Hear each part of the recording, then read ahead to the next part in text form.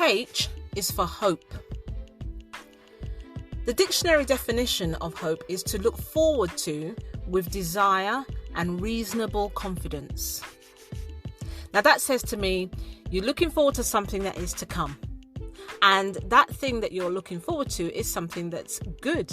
It's exciting. It's pleasurable. It's something that you want.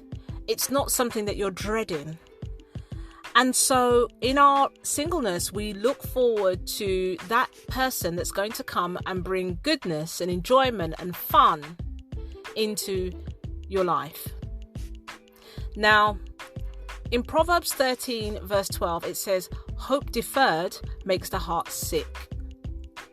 Now, what I first described was very positive and exciting and something that you look forward to with anticipation. But hope making the heart sick, if the hope is deferred, it's not happening, it's taking too long to come, can make the heart sick. In my singleness, I had days when I was excited and hopeful and feeling like it was about to happen. And then I had days where I literally felt sick. I felt sick, I felt angry, I felt frustrated, I felt alone, which is different to lonely. I had days when being in bed wasn't enough. I wanted to crawl under the bed and not be found. I wanted to be left alone. I didn't want to communicate with anybody.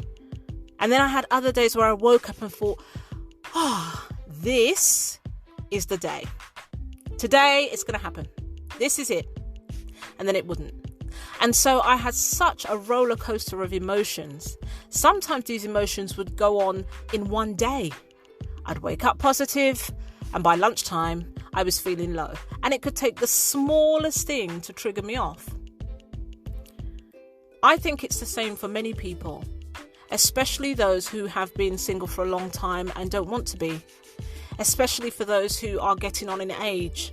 And certain things, especially for a woman, where, the eggs are depleting, things may be going south, your skin isn't looking quite like it used to, your hair might be thinning out, your if you're a guy, if that shape up is no longer a shape up. It's now a bit of a fade. And that fade is fading even more. And these things can be markers and triggers for your heart feeling sick. I would encourage you that it's okay to have these feelings. It's okay. Don't feel guilty or bad for feeling this way. That's okay. But what you do with it is important. Turning to God is one thing. I remember in singleness when I wanted to call friends and just harp on about how awful I was feeling. And I remember one particular day where I called about 4 or 5 different friends on mobile phones, which to me are with you all the time.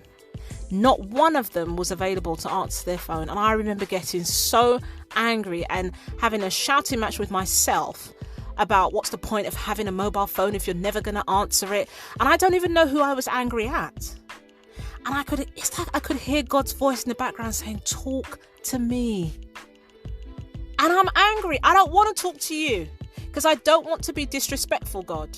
And right now, that's all I feel. I feel rage. I feel frustration. I feel like I've been left behind. What on earth is going on here? If I speak to you, it will be dishonoring. And I don't want to do that. But God's voice just kept coming. Talk to me. Talk to me.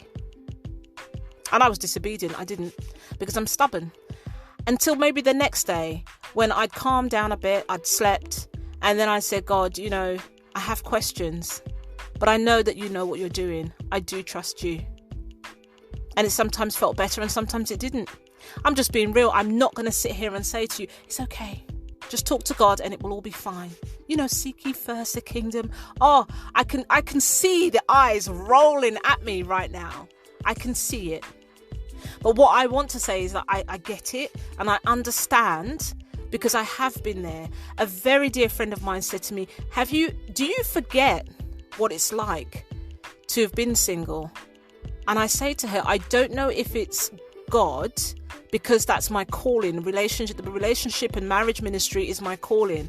I don't know if God hasn't let me forget it, or whether it's just every married person still remembers their singleness.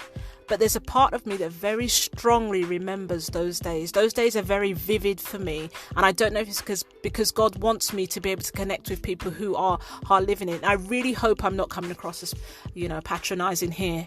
But one thing we cannot do as Christians is give up hope.